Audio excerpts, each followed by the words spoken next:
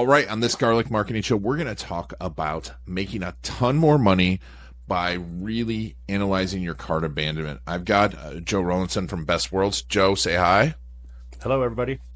And we're going to talk about, how to land more of those e-commerce whales because they're abandoning these huge carts. The reality of the anonymous cart abandonment and how to double the amount of emails you're getting.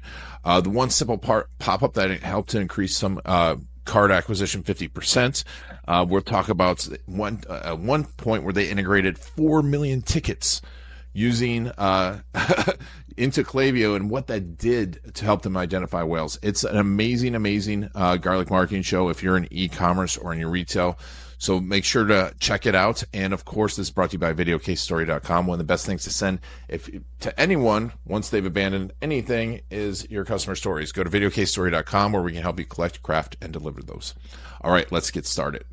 My name is Gino Wickman. I was introduced to Ian, and that's what brought me into this video world and got me embracing this video world.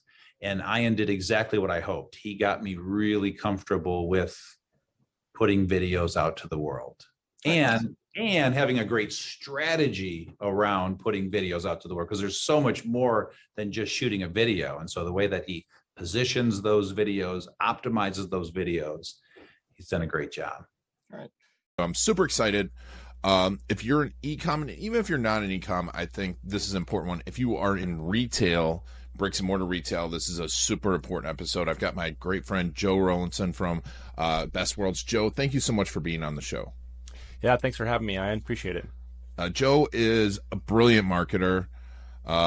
He's been under the radar, but we've done some of his case stories, and I'm like, man, we have to come in and talk about these, because that's what I love about doing case stories for agencies is I learn what's really working, right? We learned, like, you could say, hey, we help retail do this, but we'll talk about Monkees, and we'll also talk about the 5 ways to really capture anonymous carts that are abandoned, because we talk about cart abandonment all the time, but the reality is there's a lot of anonymous cart abandonment. If you don't understand cart abandonment and you're doing anything online, you need to watch this. If you don't have a great email strategy to follow up with your hot prospects, you need to watch this. But Joe, thank you so much for being on. And let's talk a little bit. First of all, just tell us what BestWorlds does real quick. Sure. So BestWorlds, we're an e-commerce agency. I've been in business for 18 years. And one of our passions, my passion, is conversion rate optimization. And one of the fun things that will happen from time to time is we'll be working with a partner and looking to boost their revenues, and we'll find something and we think this is pretty universal. We'll start applying it to other clients, and then over time we'll say, well, why don't we actually make this a little easier to put in place for a lot of people? In certain cases we'll actually create like a SaaS service for it. So interestingly, today I think we're going to talk a bit about a common theme that we're seeing, and it's a common theme that we're using to build our technology and our software to help merchants address it in a faster way than doing it kind of like, writing the code each time you're trying to implement it, to have some services that make it easier to get in place. It's so important what you're doing, because it's like, I still can't believe that there's retailers out there that don't have like highly integrated email systems into there, because like it's just like such a loss, because you know exactly what this person purchases and you can really segment them out and get some information. But before we get into like the 5 ways of doing this online, let's talk a little bit about Monkees, which is who they are, because you help them really get into Klaviyo and connect their retail system to Klaviyo, the retail Heartland retail system, correct, to Klaviyo. Right. Tell me a little bit about that. Sure. So Monkees is a women's fashion brand that's also kind of has a franchise model where they're opening a lot of stores across the country and empowering owners to open their own store, but helping them with all of the marketing and the merchandising and all the things that are kind of challenging when you're starting a business. And so we are one of Klaviyo's first agencies to get their SI certification, and we're kind of known in the Klaviyo ecosystem for being the agency you send people to when they don't have an integration between whatever platform is capturing customer data and Klaviyo. And that was the case with their point of sale system, Heartland. And you brought up something that's really interesting to me. I think the person on the street would assume like, oh, well, we're here in 2024. Businesses all have their data flowing in, and they're, all the digital marketing is talking to each other. And the reality is, point of sale and brick and mortar stores, the lion's share of it is not talking to digital marketing platforms. So they've got, a lot of these people have a brick and mortar store, they have a e-commerce store. The e-commerce store is capturing information in emails and things or SMS, and they're following up, but the brick and mortar is just out there on an island. So interestingly, we built, I think it's now 70 stores that are, each one has the ability, is integrated with its own Klaviyo so that those store owners can follow up.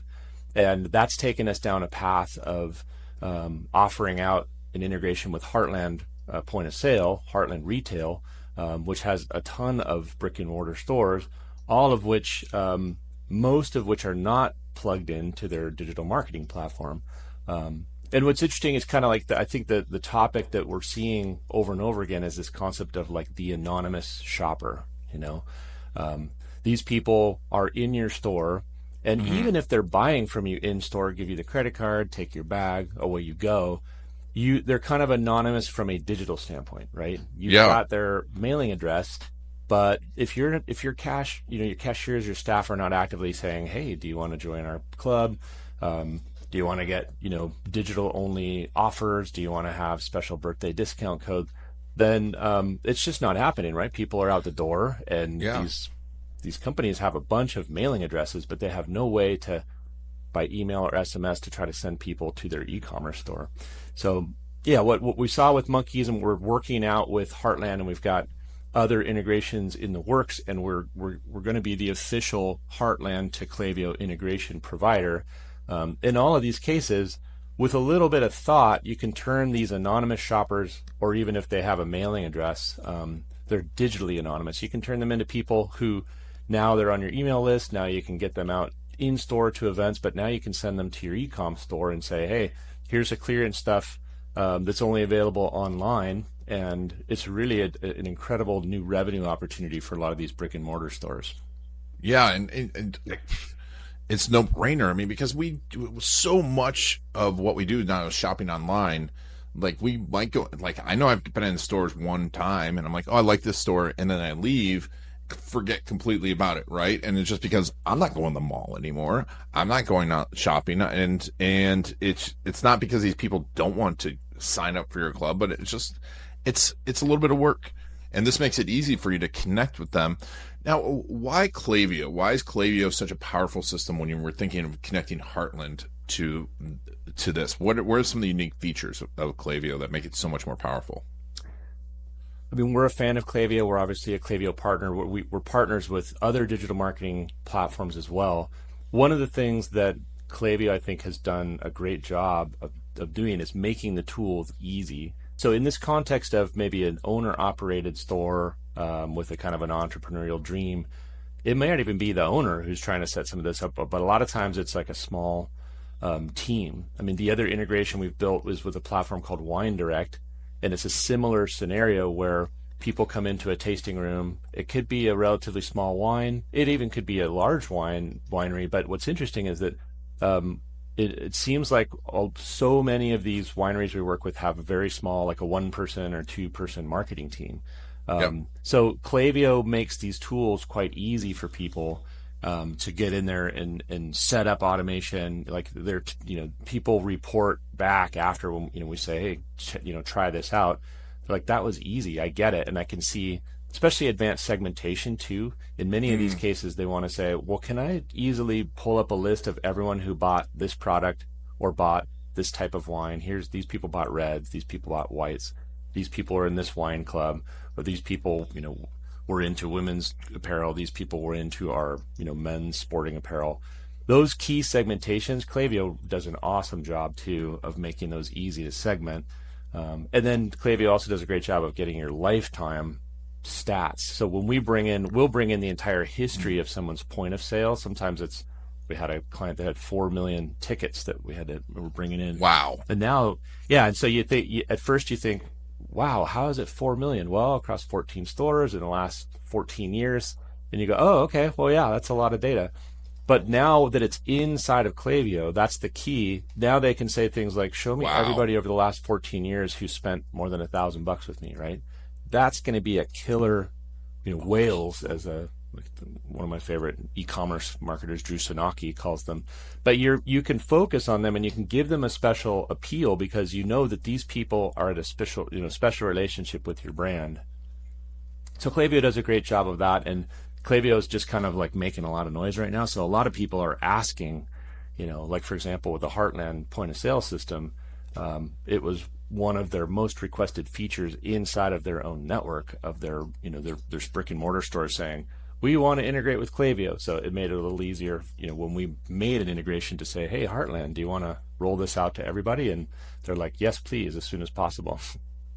Yeah. And I mean, Monkees, it was super easy for them and empowered their franchisees. So, and when you do that as a franchisor, I mean, and we saw big results, but what were some of the things, the end results for Monkees that we saw, the franchisor?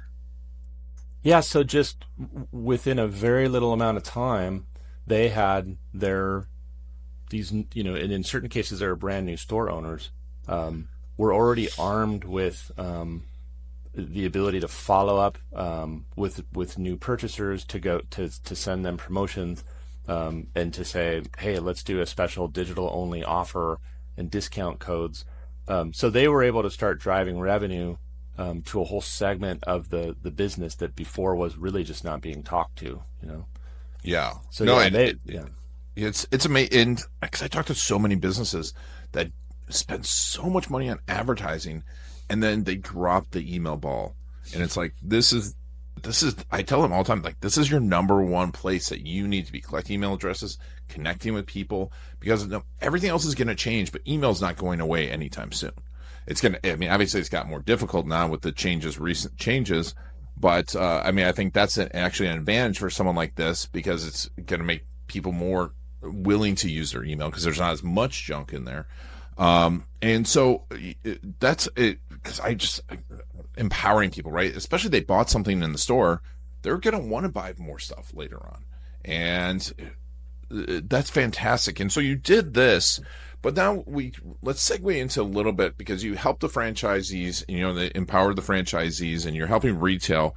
But then there's the cart abandonment piece, because cart abandonment, as you'll talk about, I talk about all the time, 70% of carts are abandoned. And it's not because of people don't want to buy the stuff. It's distraction. It's like, oh, I know I ban them all the time because I'm like, oh, my credit card's not right here, right? Or the like literally the doorbell rang, and or it's I want to think about it a little bit. So talk to me a little bit about the truths about that 70% cart abandonment. Yeah, awesome. So like you said, like Baymard Institute does some of the largest studies across the most amount of merchants on this type of thing, and I think their last study was 68%. So everybody says 70% of carts that get created on average industry-wide on e-commerce sites get abandoned. And so, but the interesting thing that we looked at earlier on in a conversion rate optimization project was we noticed, well, gosh, if you take 100 carts created and 70 of them get abandoned, how many of them are we actually able to follow up with? And that's the real key. Like, if there's one takeaway from this entire conversation, it's to pay attention to any place where your customers are anonymous. But this place in e-commerce is like, it's kind of, it's easy money, because 80% of people that create a cart are anonymous, and won't get to far enough into checkout where they've typed an email address, and now maybe whatever tool you've got in place is going to capture that and tie it to your cart. So they leave, and 88 out of 10, or another way to look at it is only 20% of that 70. Like, let's say we take 100 carts, there's 70 that get abandoned. So only 14 of those abandoned carts are you going to be able to follow up with, because you've got an email address. So if there's, what we've done is over time with different tests and things and A/B tests, and 2019, Adobe gave us their Innovations Lab Award for our advanced A/B test extension that lets us essentially test completely different stores. Like we can check different prices and different. So we were able to test some of these things, some of our theories out, and thankfully our partners were game, and there were some real interesting insights. But we have a series of like 5 tactics that anyone can put in place in their e-commerce store that all combined take that 20% reachable, 80% anonymous, and you get to 50% of those abandoned carts you can now follow up with. And then the math is easy, right? If you're currently doing whatever you're currently doing in your abandoned cart recovery revenue, if you double the amount of carts you can reach, you're going to double the revenue. So that's actually been something we've put in place over and over and over again with our e-commerce clients. And eventually we said, why don't we turn this into like an app for Shopify, BigCommerce, and appify it for Magento and make this easier to put in place. But the tactics, I'm happy to share those tactics with everyone, and you know, there's things that you can implement on your own. You don't have to use a service. But we did create a service called cartsave.io, that makes it easier to get this in place. But you don't have to use that service to get these tactics in place. All right. Yeah. I mean, we'll put a link to cartsave.io in, but yeah, let's go through the tactics, because I do think, you know, once again, even if you're not in e-commerce, you're going to learn some stuff here that because your contact page, look at your contact. I tell people, look at your contact page. Like, everyone's always surprised. Like, oh, I have 200 visits to my contact page and I have 5 form fills. Like, these, no matter what business you're in, you can learn from e-commerce what's going on, and then you learn the innovative stuff from e-commerce. And I mean, I think what you're going to show will work for almost every business that is trying to get business off their website, which is should be every business. So let's go through these 5 steps, 5 ways to do this. Okay, great. So you're seeing my screen now, right? I am seeing a shoe. Yeah. Well, I wanted to point out, to highlight that, like, this is everybody that has this challenge. I'm just on Nike, right? Like, I mean, these guys, yeah, of course, have put a lot of effort into their e-com. But if I come in here and choose a shoe, I just want to highlight that when I go ahead and add this to the bag, you know, at this stage, they don't know who I am, right? I close this out, I go looking for other things, and if I bail, that's it. I'm anonymous, right? So that's why 80%, it makes sense when you think about it, of course. Like, if I don't get to checkout, and half the people who create a cart never even make it to checkout, but even if I do get to checkout, I may not even type in an address or whatnot. So I just wanted to highlight. Hey, Joe. That. Yeah. Joe, can I pause you for a second? Can you scroll Sure. up just a little bit? I want to see how much those Jordan 1 mids are. I might get those. Oh, 125. Yeah, those are pretty sweet. Nice. That's good. I thought you were going to say there was something failing on the screen or something. No. I'm like, I love shoes, so I'm like, oh man, those look good. Yeah, that's right. You'll get lost on this site. Well, awesome. Sorry to interrupt. Yeah, no problem. Let's see. This is oh, okay. So so let me show you, for example, really what I think is, it tends to be the most powerful of these 5 tactics in terms of the ability to make anonymous carts reachable. So this is one of our clients, Keha Socks. They sell these really cool Swedish designed and made in Italy socks. People love them. So if I'm going to go to this typical experience, like, hey, are you still on Nike for us? I'm still seeing Nike. Share this tab instead. Okay. Now are you seeing the Keha Socks? Yeah, and now I'm seeing the Keha Socks. Okay, cool. So I probably need to get, okay, so I'll have to watch for that when I switch windows.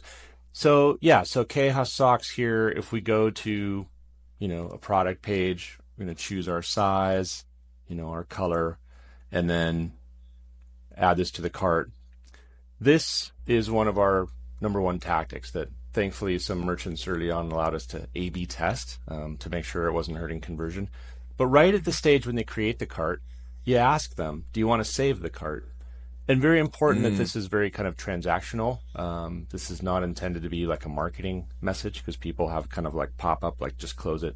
This is just supposed to be helpful. But it's interesting that here we see 25%. We've had a client that was over 50% of people adding the cart saved it. And it makes sense when you think about especially purchases that may have more consideration and like a longer sales cycle. It's kind of like a bookmark, like, oh, really? I'll have a link to this cart in my email? Sure. So it's just a question. They don't have to take up on it, but if if they put their email address in, you send them that link, and boom, they're on to their next thing, right? Nice. So that's the tactic. The first tactic is to prompt them when they first create their cart. Now, let's see if I can show you. This would help I wish everyone did this, because this would help my Christmas shopping so much. It's like, I'm like, oh yeah. And then I get distracted, and then I leave, and I'm like, what was that store? Well, yeah, it's interesting. People are surprised when they look at the stats for how many people enter their email. But it's really a lot. The same reason why 7 out of 10 of the people aren't ready to buy in that moment is the same reason why a lot of them say, yeah, give me a link. Like, I do want to come back. And I think a lot of them know, hey, you're probably going to remind me in a couple days if I don't. And that's okay too, because I really am interested in this. I just can't pull the trigger right now.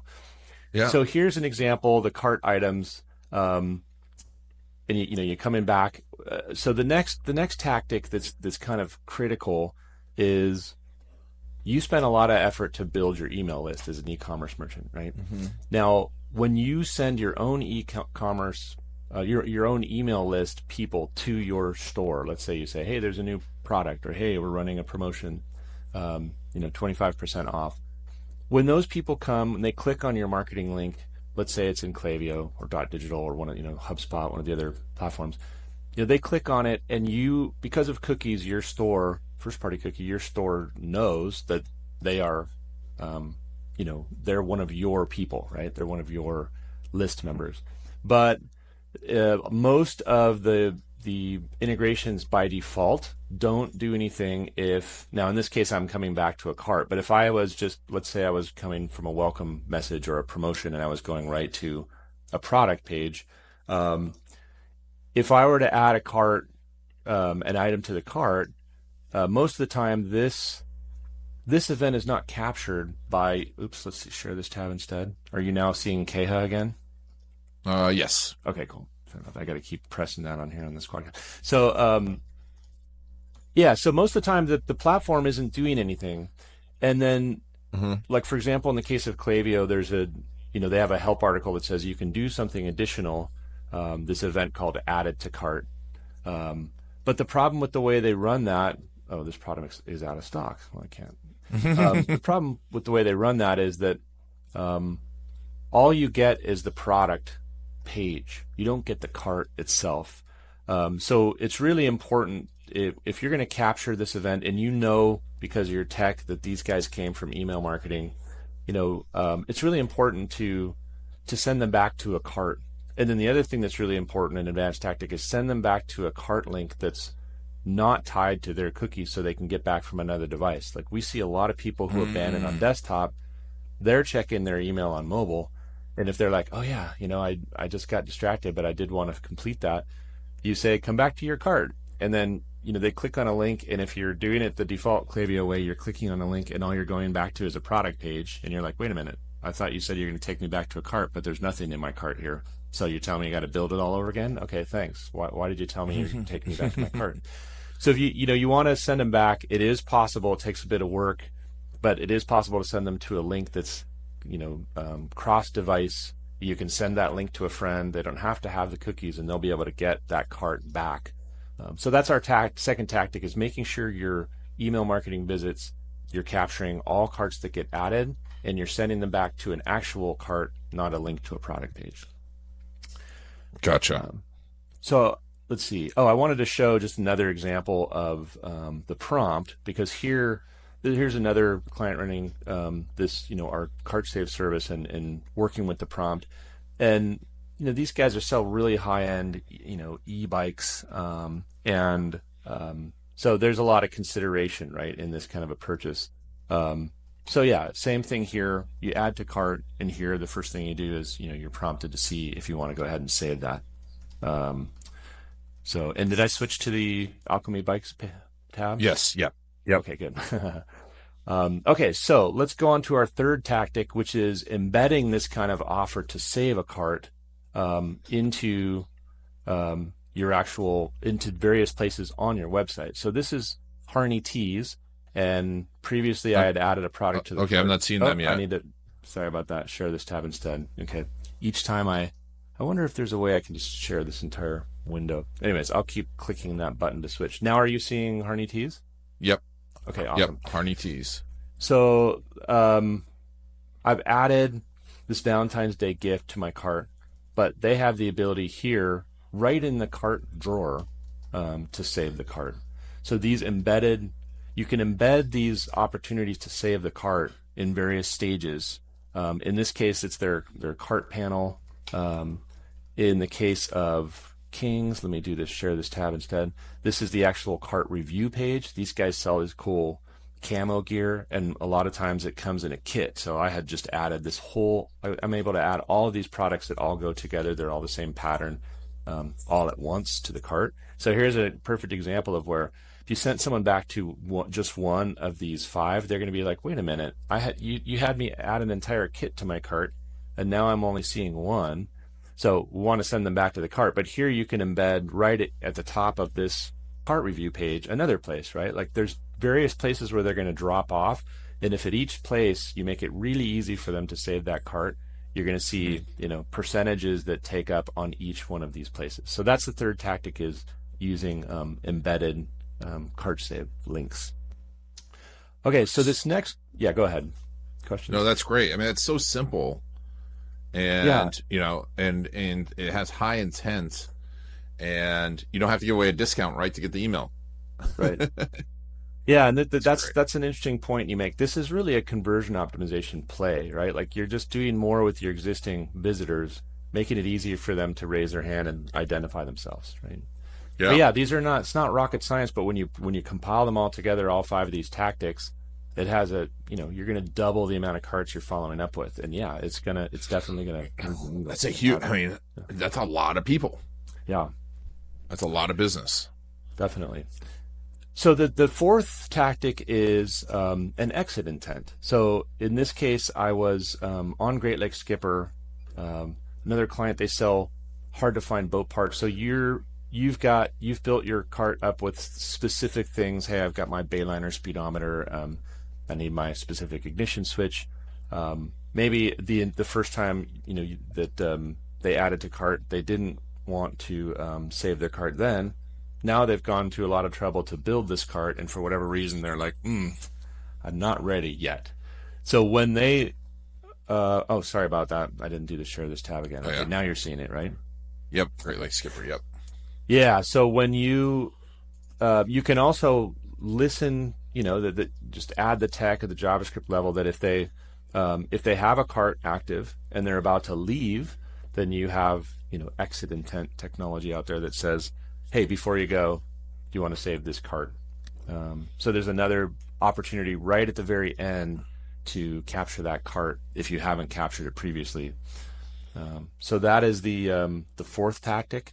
And the fifth tactic gets a little bit more advanced, but some... Oh, sorry. Yeah, I just want to say, especially when you're getting into where it's $200, $400, $1,000 cart, that's a huge amount of money that, for a lot of people. And it's like, let me think about this, shop around, but I do want to save the cart. I can't imagine, because I'm sure just intuitively for me, it's like one thing if someone's buying $10 worth of stuff, but if you have thousands of dollars worth of stuff in your cart, there's definitely a bicycle there that people are like, oh, let me put this stuff in the cart and think about it later. And I think this is so huge, so valuable. For any type of high-priced items.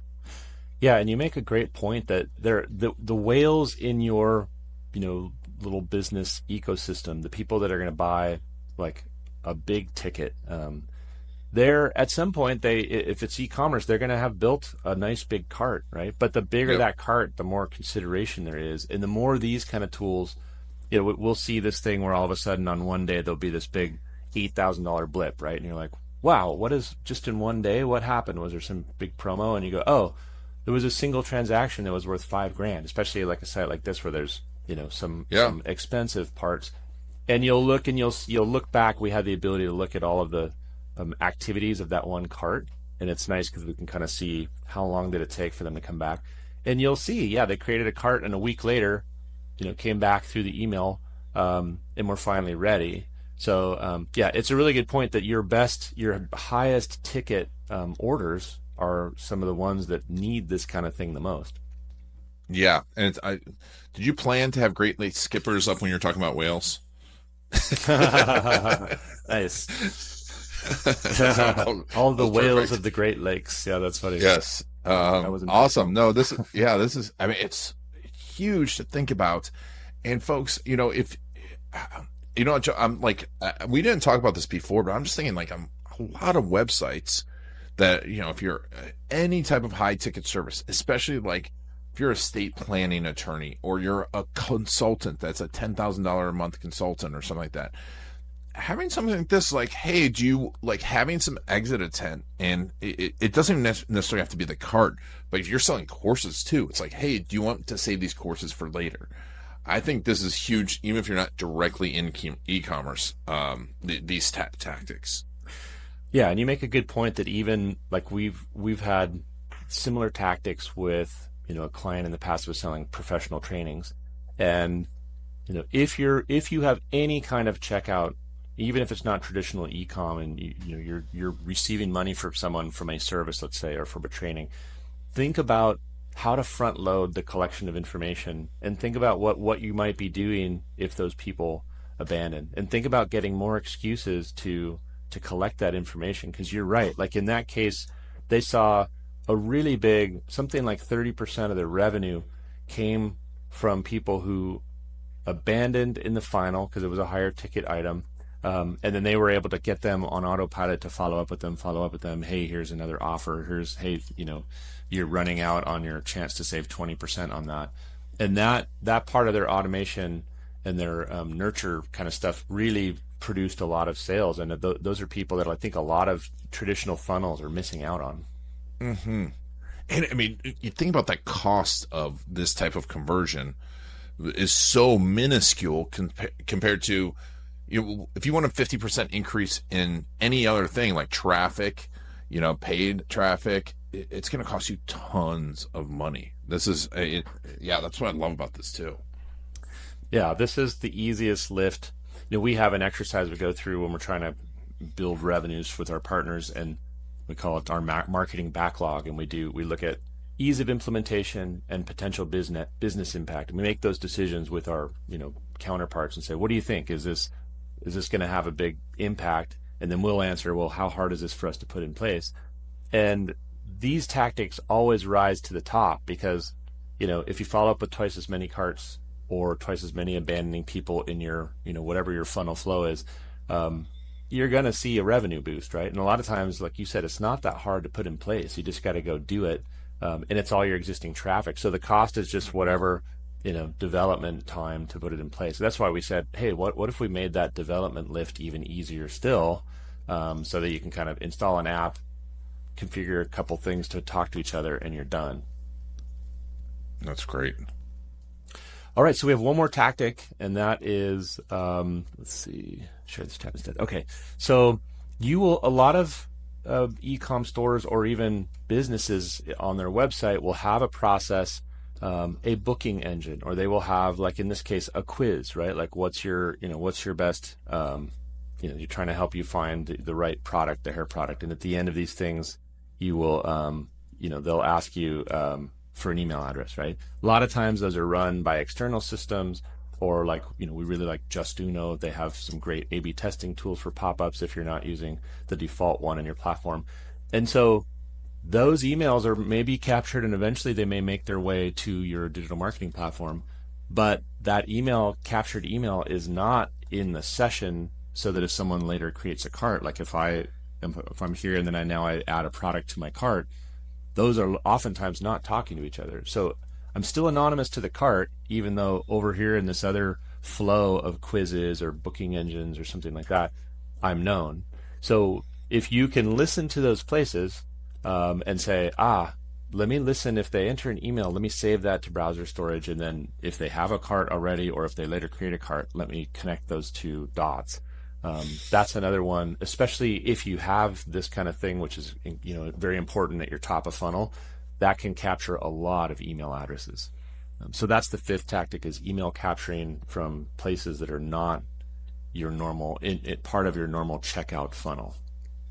Gotcha. Here's another example of like, a lot of people have live chat, right? It's powered by some third-party tool. So if someone enters an email address here, they're not known to your cart. Is this Joe? Which one are you on? Yeah, sorry about that. Got to do this. Share this tab again. Yeah. So here I'm on Dolphin Scuba. It's just a live chat like so many sites have, right? But most of the time these are powered, by an external service, right? So if I type in an email address here, it's not known to, without a little bit of work, it's not known to the Dolphin Scuba website and web store. So if I I've done this and I had a question, and I decide to go ahead and add a cart, or even tomorrow if I do, and it's the same, I'm on the same browser, the website isn't connecting those two dots. And if you have a lot of people that are active on this type of thing, like your live chat, or they're going through your quizzes, or they're using a booking engine, then it'll be a significant volume of emails that you can start capturing if you do that triangulation. I mean, you're already capturing the emails, but you're not capturing the email to carts that get created later. Yeah. No, and that makes so, like you said before, then you want to send people back to the stuff so they don't have to put everything back in the cart. People are lazy, right? And then and they forget.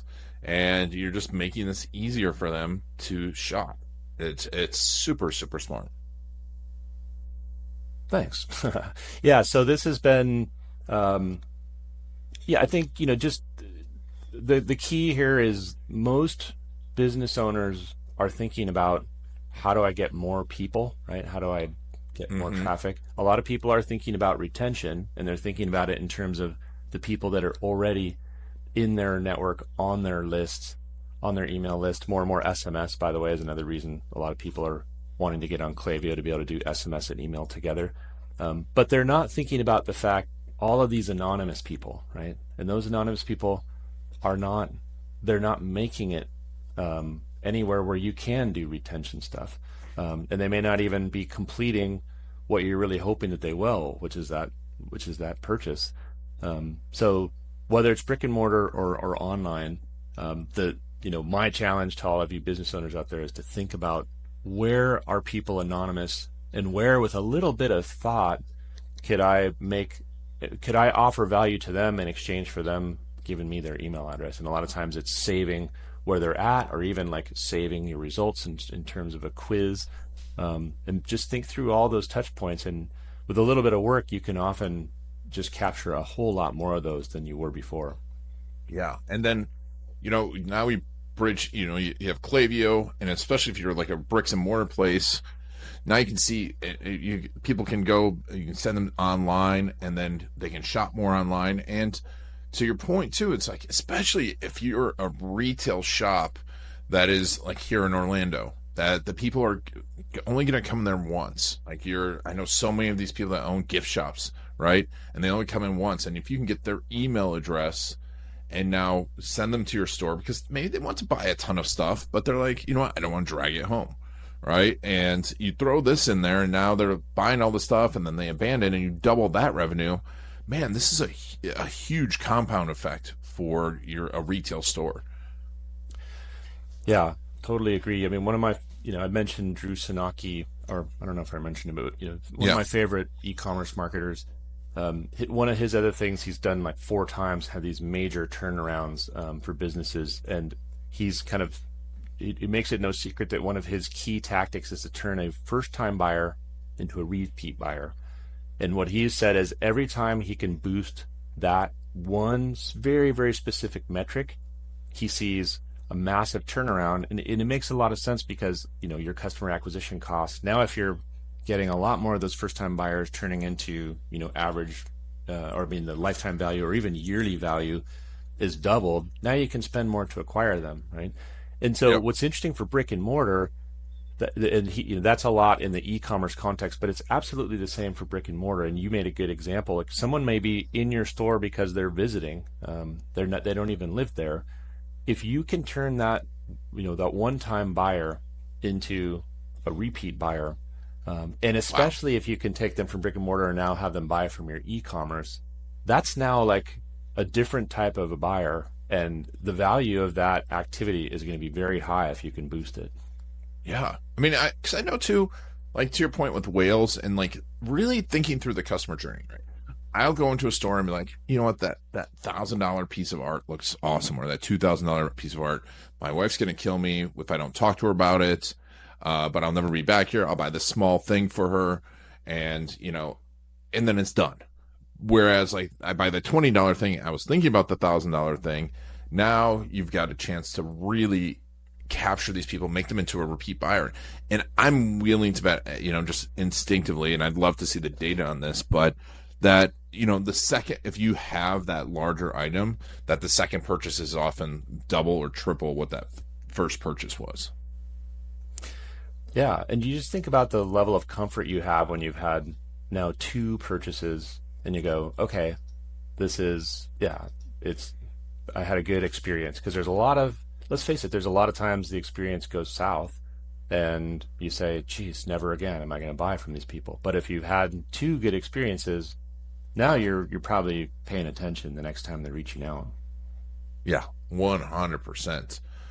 Awesome. Well, this has been fantastic. Joe, we'll put a link to all this in show notes. Folks, if you've been listening to this, obviously there's some complexity to it. Make sure to watch it on YouTube. Just go over to the YouTube channel. But if you're interested in getting in this stuff done, if you're a franchisor or even an e-commerce person, go check out BestWorlds. Go check out CartSave. It makes so much sense. I mean, I think it's like if you have an e-commerce store and you don't have this on there, if you haven't turned around and gone and clicked on CartSave right now, you just hate money. You might as well just shut down.